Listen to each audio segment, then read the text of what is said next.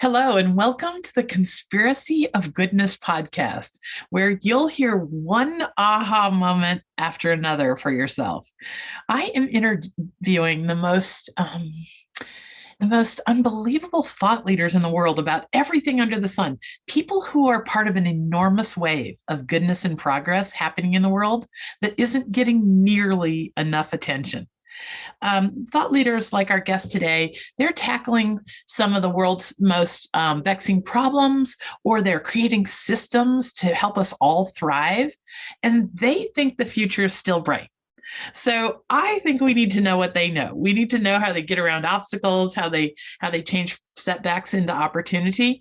And our guest today, Marion Abrams, is such an amazing person on all those fronts.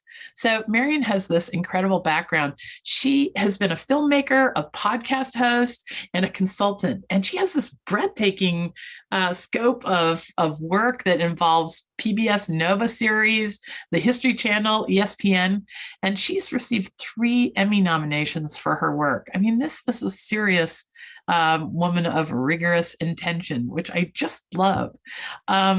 So here's the cool thing about Marion's journey. I think she's going to tell us more about this, but Marion was able to satisfy her passion for the outdoors by specializing in shooting and editing films about sports like snowboarding and skiing and running and mountain biking. And along that journey, she connected with the Spartan Races, which you may know is a sort of a phenomenon that is part of a culture of testing our boundaries and discovering where our limits are or where they're not. So Marion, welcome to the Conspiracy of Goodness podcast. I'm so happy to be here. You've already said so many things that I've made little notes. Rigorous intention. What a great phrase that is, first of all. And getting over obstacles in order to achieve our goals. That's what we're all about in Spartan. So I'm excited to be here and to see where this goes. Well, I should say that, Marion has her own podcast called Grounded Content, which we'll talk about a little bit in the end. But I got to say also, mutual admiration is that I've listened to a number of those episodes because she's also a consultant for podcasters. And I tell you, one of the things that attracted me to your work is that you are so darn down to earth. You just tell it like it is. You're just not candy coating anything. And yet you're, I never heard you use buzzwords like how we're showing up in the world and all these things. There are some people that can't help but talk in all these buzzwords. If you took those phrases out, they'd be saying almost nothing. Yeah. Don't you ever want to just say what do you mean? Yes. What do you actually mean? What do you really so saying? Rigorous intention, to me, rigorous intention is somebody who's lived a professional life like yours that can point to things that we ordinary people that are not in your world should know about. I want you to take the next 40 minutes to tell us what you really wish people knew. We'll talk about the Spartan Races and all those things, but I will admit, I'm a dentist. I've had hundreds of patients. The Spartan Races were the founder and so forth. It started in Vermont, right? It did. Yeah. It started in a tiny town in Vermont called Pittsfield, where I lived at the time, which is a town of 500 people. Yes. So imagine now it's part of this global phenomenon. And, but lots of Vermonters participate. I've had lots of patients, and I had a preconceived notion about the Spartan Races, which is totally blown. And of course, the research I did for this interview really sent me spinning. And I really want to shine a light on this movement and this way of thinking, because it's so much more than just testing our physical abilities. This is about discovering what we're made of and what we could be, and setting goals that are aspirational. We don't necessarily have to achieve them. But another thing I found, which I hope you'll talk about, is how it's such a wonderful way to pursue success and dreams with strangers. Yeah, the connection. So, I mean, there's so many places to go, but one I will start with is right now in the world, one of the biggest challenges that many people are feeling is this sense of isolation, right? And even after the physical isolation that was, in place because of COVID restrictions, even after that clears, there still is this lingering sense of isolation, this lack of human connection. And an interesting fact in social science is that one of the most immediate ways to form a bond, to form a connection, is through shared struggle. So there's actual behavioral science and data where they took two people and made them do wall sits, this simple exercise where you sit against the wall and your legs start to shake. Two people, they never said a word to each other. They did wall sits next to each other and then left the room, and they felt more connected and more bonded than they had beforehand. So Spartan Race, among other things, right, having that shared physical challenge creates a sense of connection. So if you and your family, your friends, your coworkers, you go and you do this together, you create this bond and this connection. Yes. And this is what this is at the core. I really can appreciate more of the whole thing. I mean, certainly there are thousands of people who treat this like a real professional sporting event, but there are millions who treat it. They go and form teams with colleagues or family members or whatever, and they treat it like a shared adventure. It's a shared challenge. And before we go, I want to talk about that, but I want to share one more kind of stereotype breaker, right? So we were at the World Championships in France a few years ago, and there was a branding expert there, and he was experiencing the whole weekend, and we were asking him questions. What did he feel about the whole weekend? And he said, "You're not going to believe the word that I'm thinking of," because we said, what's the first thing you think of after this experience? And we thought it was going to be grit or mud or barbed wire or, strength or toughness. And he said, the first word, the most powerful word, is love. And you could feel the love, right? Because I feel like when we see the world and we see everyday situations where there are people in need, but a lot of us would like to help and we don't quite know how, or we don't know, you think of the general example, right? Somebody is a homeless person on the sidewalk. Do you give them money, or is that money going to, worsen whatever the conditions they are, or should you donate to a shelter? Like, you just don't know. And so a lot of the time you stop, right? But when you are out in the mud and the barbed wire and the fresh air and you're getting exercise and you're feeling great, and you see the person in front of you or the person behind you needs, the 10-finger lift to get over the wall, or needs a little help or needs a little push or a little pull, you just jump right in. And that is human instinct, right? Because we've evolved to help each other. This is the number one thing that my patients tell me about it, just that. And they just rattle off examples like the one you just gave about the 10-finger push. Mm-hmm. Going into it, which I want to talk about, because that's a whole nother aspect, the personal challenge of the training.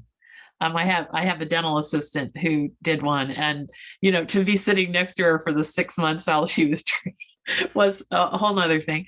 And then the actual event, and it's okay. So let's take it from the top of things that I'm curious about. So just today, I discovered this whole psychology, this whole thing in the world that I never knew existed, called antifragility. Do you know about this antifragility? So I've heard the phrase, and I know a little bit, and I think it might even be controversial, but I can tell you the element of it that we really embrace and believe in. And that is two parts. Number one, life is hard, right? Life is going to throw unexpected challenges your way, no matter what. It could be cancer, it could be death of a loved one, it could be bankruptcy, things happen to all of us in life. And we train our muscles to be resilient and prepared for physical challenges. But how do we train our psychology, our mind, to be prepared for challenges that come up in life? And so the idea, the philosophy behind Spartan is, you could call it obstacle immunity that you could build. You practice in small steps, overcoming seemingly impossible obstacles. And you learn this confidence, you learn the skill set, you learn the resilience. And there's tons of science to back this up, that teaching yourself this practice, right? Because here's another thing in terms of the anti-fragility or whatever we want to use. I'm wary of terminology because everything's become so associated with these extremes, right? Oh, And absolutely. politicized. And so I don't, I hesitate to use any of those terms, but I can tell you that, like, here's a term that I'm comfortable with, and that's learned helplessness. And so think about this. Think about the toddler that trips and falls. When mom jumps in and says, "Oh my God, are you okay?" Picks the child up, hugs the child, carries them so they don't have to walk anymore, right? What is that lesson for the child? The lesson for the child is, I don't have the capability to overcome this problem. I don't have inherently the facilities, the strength to figure this out. Whereas the parent that says, "Oh, you fell down, get back up," and the child gets back up, that's how they learn to walk, right? We're built to do this. And so many have learned helplessness. And I don't want to go on, but I just want to talk about, we interviewed somebody on Spartan Up. I say we, I'm behind the scenes, but Joe interviewed somebody on Spartan Up a few weeks ago. Her name is Lenore Skenazy. And she started an organization called Let Grow Kids, or Let Grow.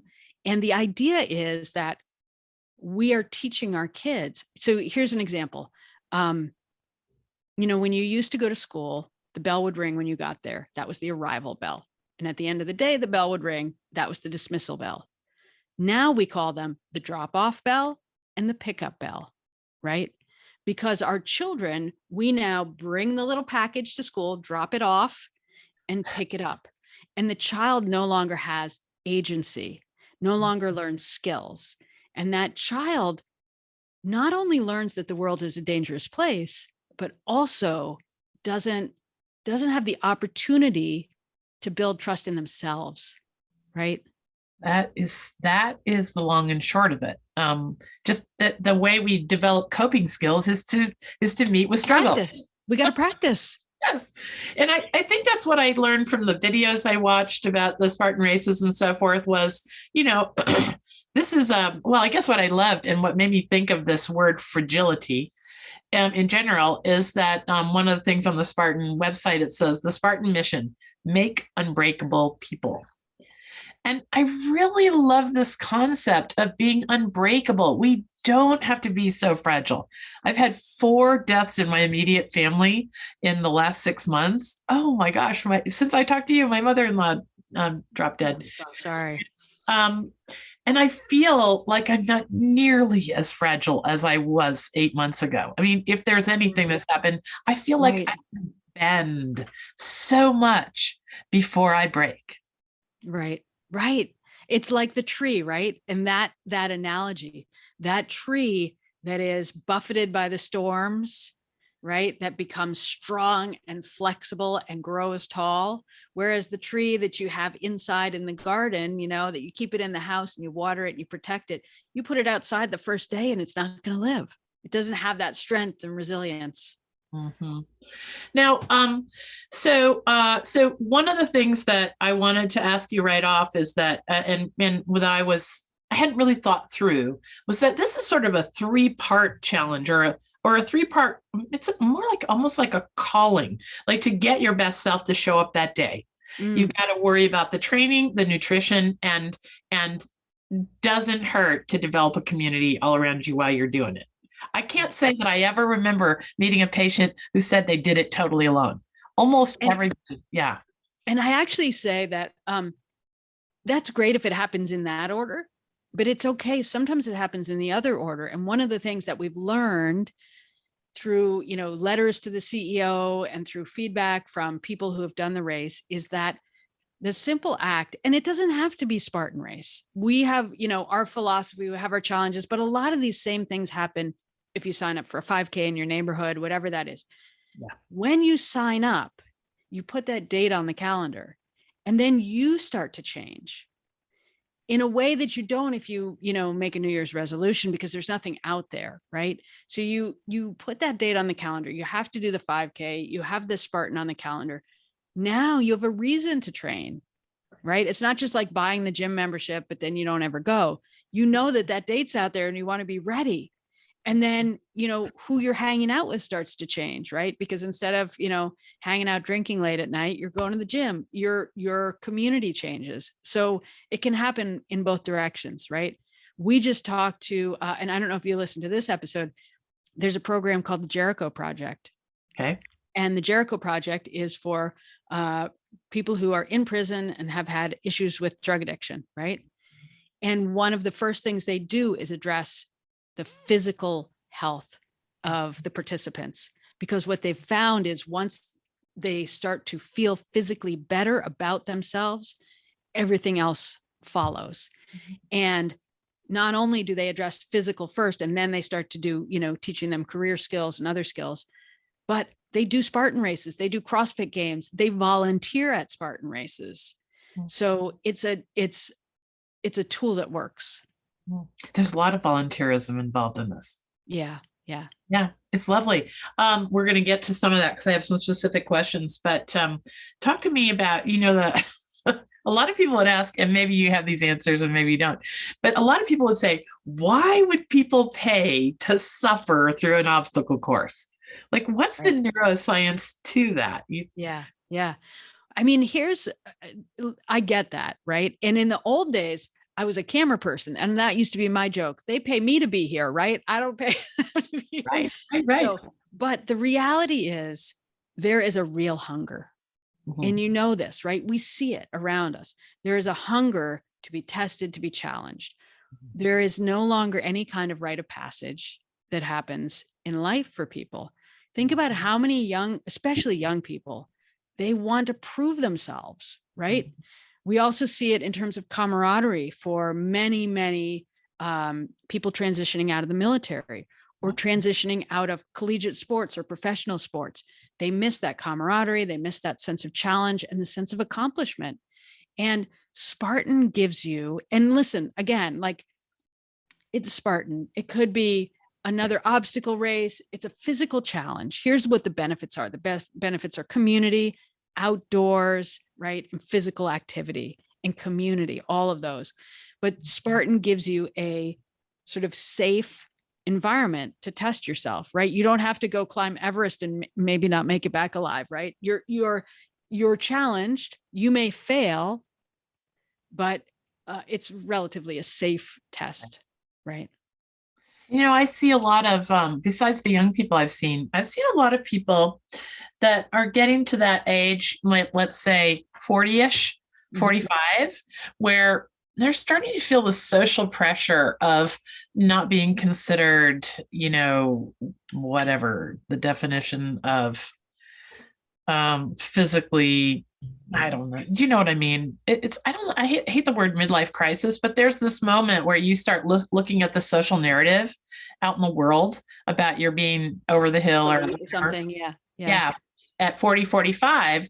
And what I've noticed is everybody that's ever done it at that age is successful, or and process was so successful by all kinds of definitions that one of the things that we see is that in the longer endurance sports tend to have people who are older tend to do better in the endurance sports, right? Whether that is something about our physiology, or whether it's the mental, the patience, and the ability to struggle and to accept discomfort and all of that. But I also see that there is an awareness that comes with age, right? And for me, one of the most powerful things I ever got out of our interviews was this guy, Brian Chantosh, who said, he was talking about keeping your word. And, I was always someone who kept my word. That was important to me. But he turned it on its head and he said, you have to keep your word to yourself. And that to me was life-changing and so powerful. And as you reach a certain level of maturity, you may understand that I want to challenge myself. I want to avail myself of all the tools there are to make myself better, to see what I can do, right? You realize that life is a gift and it's finite, and you want to appreciate and get the most out of every day. And for me, right, That's physically, mentally, emotionally, socially, all of that. But physical is a really important pillar to that. Yeah, and that brings me to something I wanted to share with people that I absolutely loved was that there are many places I ran across the adaptive athletes. This is not just for people who, this is for everyone. Yeah. Yeah. Talk to me about, there was this kid, I think he was a Montreal kid. He was in a race and the local news station did a nice story about him. He was missing one arm and the opposite leg. And somebody asked him to do, I think it was the Shriners Hospital in his area, asked him to be a part of their team. And then there's another guy he was in a race that had 5,000 people in it. Yeah. And he has cerebral palsy, quite severe cerebral palsy, finished, and so forth. So like, this is for everyone. I'll tell you a story of a woman that I met who, she was born with a congenital issue. Her legs were different lengths and there was a physical condition as well. And the doctors always told her she couldn't do physical activities. And her family was active. Her family used to ski, all this. She was always envious because she could never go on the trips. And she finally, in her mid 30s, late 30s, she decided she wanted to do a Spartan race and she wasn't going to listen to anyone who said no. She was going to do it.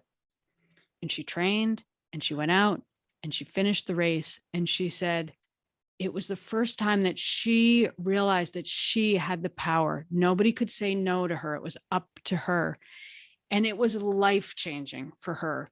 And she now takes people who don't think they can do it or have been told they can't do it out and does races with them. Whether they are heavy, out of shape, disabled, like whatever, adaptive athletes or non-athletes. I mean, that's the key, even non-athletes, right? So the thing is, when you acknowledge the mental part and the value of challenge and the value of overcoming obstacles, even if you take on this event and you don't finish it, if you fail, but you come back again next time, that's what matters. Right? It still can have a powerful impact on your life. Yes, definitely. The reports I get back from patients are, I don't even know if we talk about whether they finish. I can't really think about that is in the conversation. It's just so much else to talk about. Okay, so we're going to take a break. And when we come back, we'll talk about a whole lot of other things that are just magical about this whole movement. So we'll be back in a minute. Dr. Linda here. If you are hoping the world is a lot better than what we see on the news and social media, and if you've been overwhelmed by the misery and negativity coming from the screens in your life, I've got a wonderful connection for you. What I've learned after almost a decade of curating the internet for insight and innovation is that there is an enormous wave of goodness and progress well underway in the world that almost no one knows about yet. And that's what led me to create this podcast. And then I co-founded the Goodness Exchange.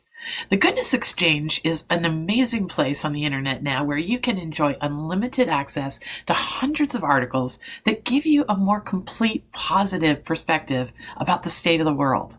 You can listen to exclusive bonus content from this podcast with our guests who are knee-deep in solving some of the world's most vexing problems, and yet they still think the future is bright. We need to know what they know. And at the Goodness Exchange, you can explore a feed of exclusively good news and recommended other kinds of content created by the Goodness Exchange community. No one with good ideas and good intentions need feel alone again. You are right to hold out hope for humanity. Millions of people are out there creating a better world, and we have created a gathering place for all that wonder. Who knows what's possible now that there's a place on the internet created to bring out our best impulses and our collective genius. To explore the home for goodness on the internet, visit goodness-exchange.com/membership. Thanks.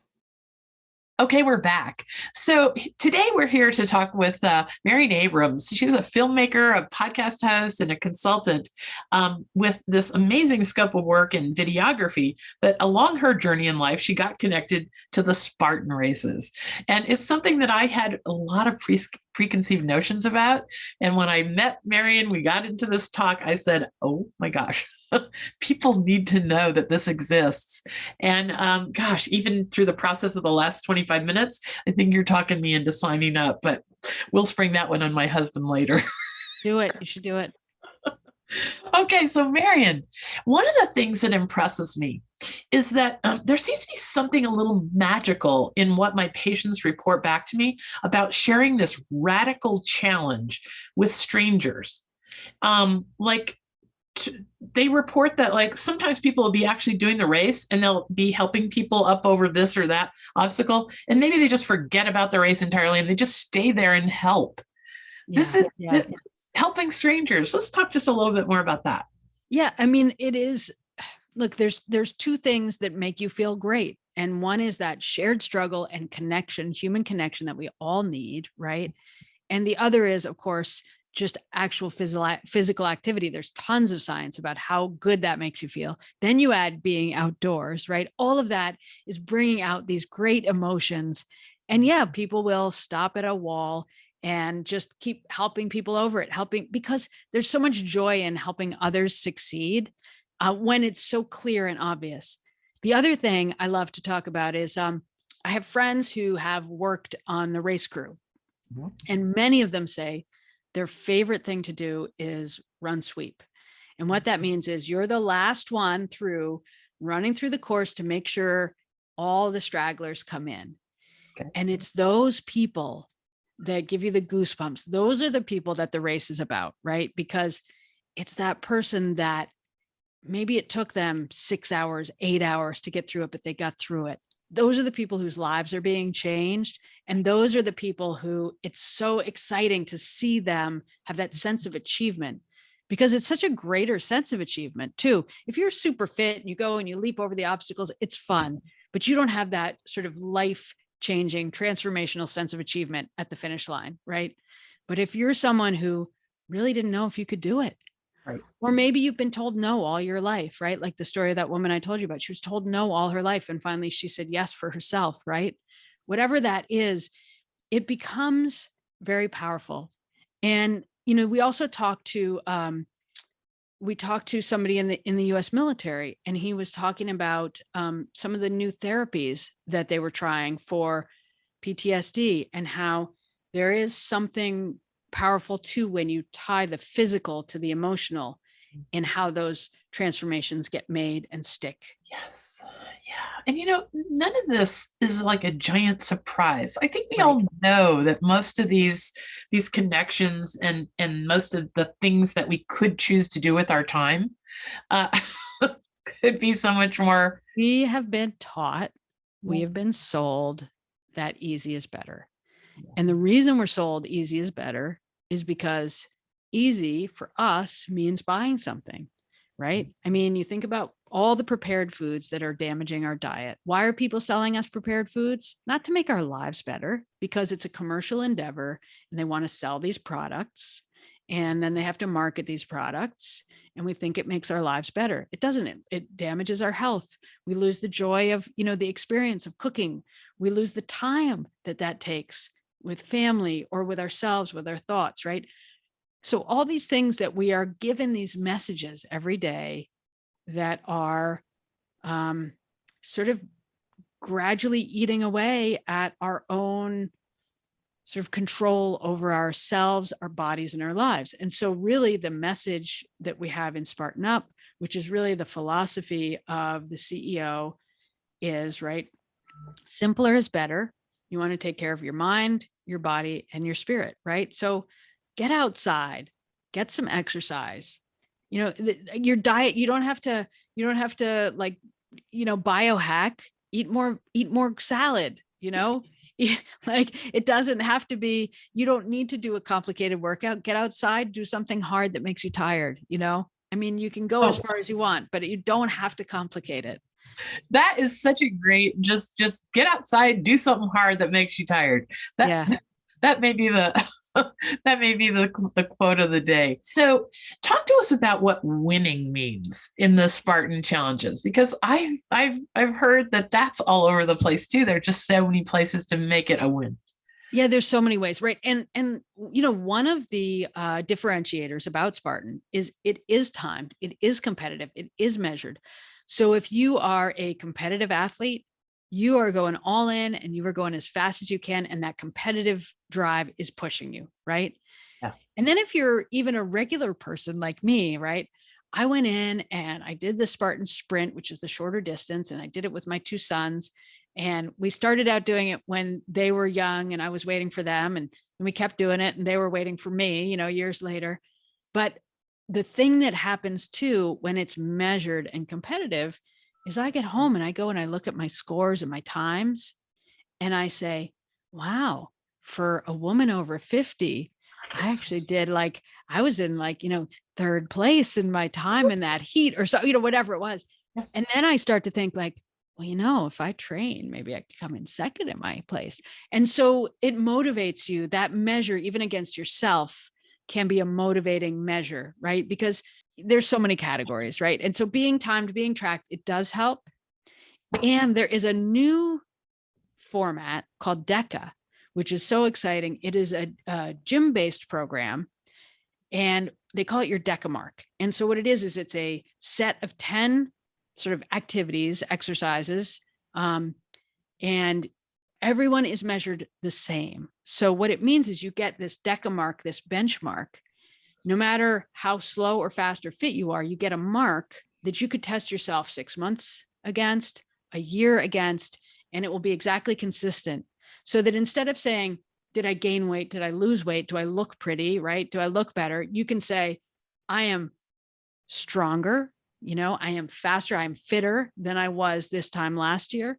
Or I could test myself against my best friend in California and we could both go and do our mark on the same day. And I can say I was a little faster. Now she's going to train a little harder and we'll do it again. So that competitive piece helps some people, but for others, it's really just about getting over the finish line. I mean, for me, the race, when I've done it, it's a great day outside, right? And I've always done it with my two sons since they were little.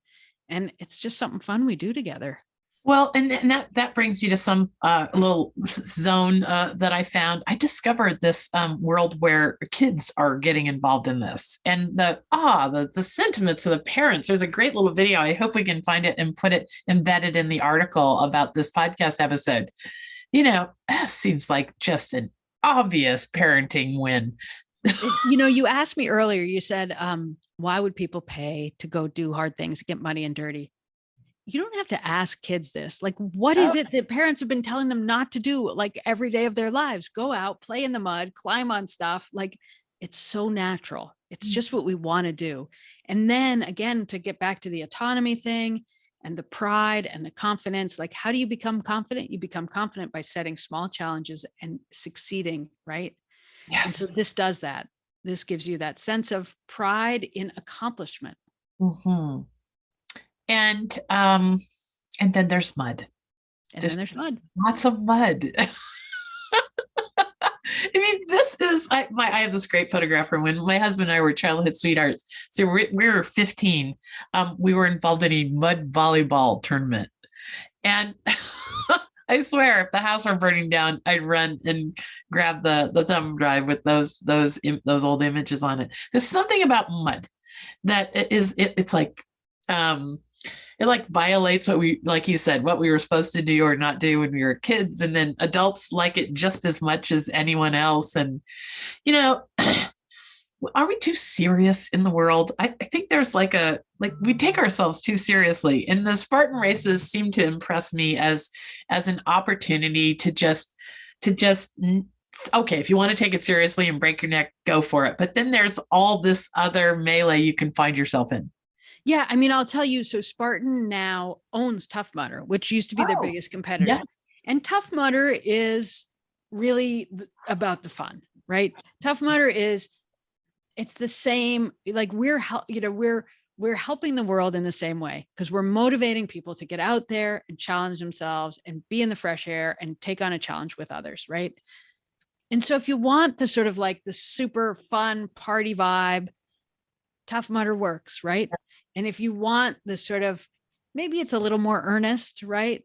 about challenging yourself and self-improvement and simple, clean living and eating and all that stuff. Maybe Spartan's for you. And there's a little bit of both in both, but it's the mud part. I agree with you, right? It kind of breaks down that we have these self-imposed limitations as to what we can accomplish and what we can take on and what we can do. And I think you're right. You hit the nail on the head that mud, like it's just, once you get muddy, you sort of like, you kind of let go. Right. And then of course it's great marketing, right? Because everybody has these fantastic pictures of themselves and they want to share them. Well, I imagine there's some people that do it just for that. Right. Right. Well, as we wrap up here, I loved shining a light on this today when I dove in and found there was so much there also, because I think we are looking to turn the page on a chapter where a lot of us have spent our lives looking at a screen. Mm-hmm. Right. And we were getting sucked down that rabbit hole long before the pandemic, getting set in our ways and habits. But I think the pandemic's given us a chance to just sort of pause long enough to decide what we want our life filled with going forward. And I wanted to ask you about how the pandemic changed, or how did you process this whole thing during the pandemic? Yeah. So first, I want to just say, like, in terms of the dependence on devices, there's two great books, and we've had these authors as guests on Spartan Up. But one is Indistractable by Nir Eyal. Love it. You probably already know it, right? And then the other one is Stolen Focus by Johan Hari. Okay. And they're both fantastic books that really talk about that. And then even Dopamine Nation by Anna Lemke, which I haven't read the book yet, but based on the interview with her, covers a lot of the same territory. I know there's controversy around everything, but here's one of the things that I will just say flat out, right? I understand that there are people that can't do certain things, right? And this is not a judgment against them, but what we're saying is most of us can do a lot more than we think, right? Most of us. So it can feel judgy, but it shouldn't. It should feel affirming, right? Yeah. Because anyone can be a part if they have the willingness. That's the only condition, the willingness. And if you go out there on these courses, I'll tell you one story. I'm getting distracted, but it's a great story, right? There's a guy we know. He was in a car accident. He was paralyzed from the chest down. And maybe I told you this story. I don't know, but he was paralyzed from the chest down. And as a fundraiser with his friends, he was going to take on some race, and they did some little local mud race, and his friends helped him through, and it was a fundraiser, and they said that was great. And somebody said, "Oh, you guys should do a Spartan race." Somehow they got in touch with Joe DeSena, the founder, and he said, "Yeah, go do the Killington Spartan race." So they didn't know that they had signed up for the most difficult race. It was like a 16-mile race across the mountains, all this. And they went out there. They took it on. They were out there for 10, 12, 16 hours. I don't know what, but they didn't finish. And they came down the mountain, dragging, exhausted, tired. And they saw Joe. And he looked at them and he said, "Couldn't get it done, huh?" And most people hear that part of the story and they think, "Oh, what an a-hole." Yes. Like, what a jerk, right?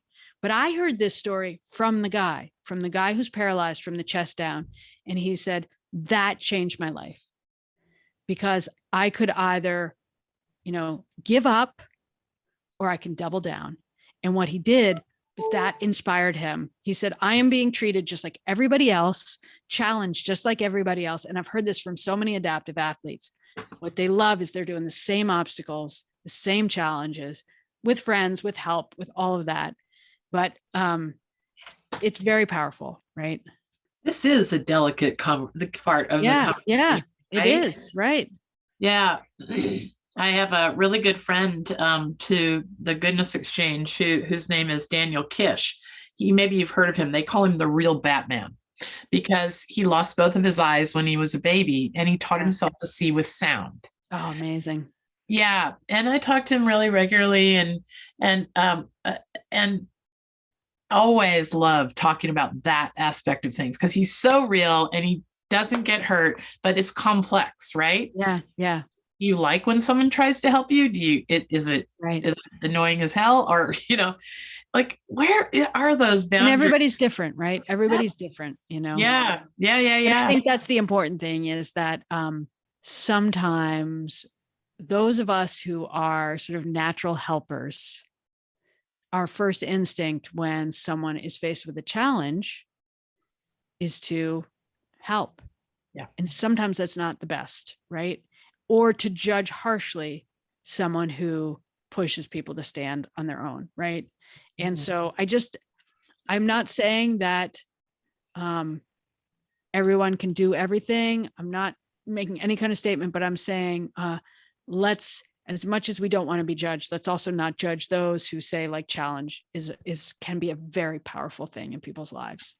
Well, and I think this points out one last thing, and there's so many things we didn't touch on, but one last thing that I think is really important about this is that like this seems to be an opportunity to get so much self-insight. Mm-hmm. Like, if you don't get out in the world and actually do things with others and do things that and even fail sometimes. Yes. Like all that we're talking about here, even this, knowing when to help, knowing when not to, offering, okay, so you're going to learn something if you get it wrong in that moment. But if we don't get out and do things that are just, I call it our growing edges.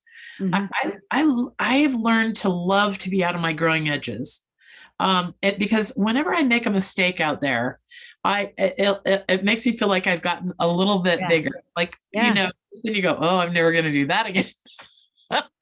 and so there's that opportunity in all the things that we can, poke at the edges of our building. And that's the big thing for me, is that we're all walking around with so many limiting beliefs. And, like, especially now where we're so divided, it's like, I feel like I need to be careful when I talk about challenge, right? But here's the other thing. When you're in the mud and climbing over the wall and giving somebody 10 fingers, you don't care who they voted for. No. None of that matters, because you've got their back. You're helping each other in the moment. Yes. Well, this is a good place to wrap up our conversation. I just discovered this whole world and thought it needed to be shared. I should have been more open-minded after 15, or how long has it been around? 10 years, 15? How long?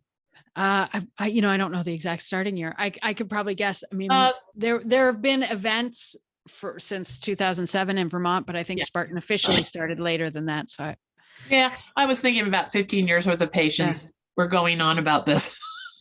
And I had all these preconceived notions I should sooner, but better late than never. And I also want to wrap up here to tell you that if you do happen to be in any part of your world creating content, Marion's podcast is called Grounded Content, is just a world of good.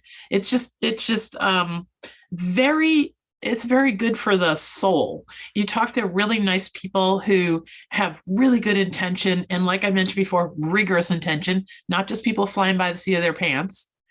And there's too much of that going on. And so if you are in the content creation world, no matter where you're at in that, I would recommend Grounded Content Podcast as well. Thank you so much. Marion, thank you so much for joining us and helping us see this possibility out there. That's the whole world, right? The whole world ahead of us is just full of possibilities that we didn't know about. And we just have to shove our limiting beliefs overboard and embrace some new things. Exactly. Get outside, try something new. That's it. All right. Well, thank you so much. Thank you for joining us. Visit the Goodness Exchange for people like Marion who are elevating the best in others and all the opportunity that we're not hearing nearly enough about in the world and in social media. It is a world full of amazing people doing one cool thing after another, and you can be a part of it. And I hope that all these connections to goodness and progress that Mary and I have shared will carry you through your week, and you will start finding all the joy and wonder that we've been talking about. Thank you.